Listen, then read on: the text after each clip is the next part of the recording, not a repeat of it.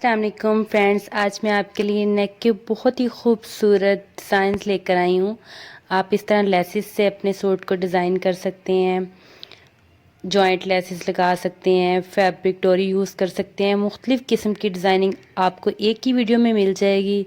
इसी तरह की मज़ीद वीडियोस देखने के लिए मेरे चैनल को सब्सक्राइब कर लें और नोटिफिकेशन को ऑन करें।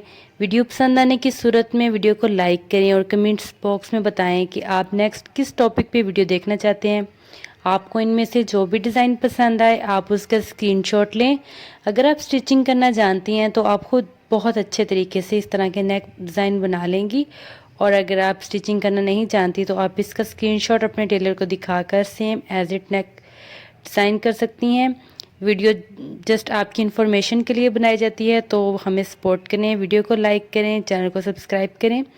इसी के साथ मुझे दें इजाज़त, हम मिलेंगे एक नई वीडियो में एक नए टॉपिक के साथ। तब तक के लिए अल्लाह हाफिज़।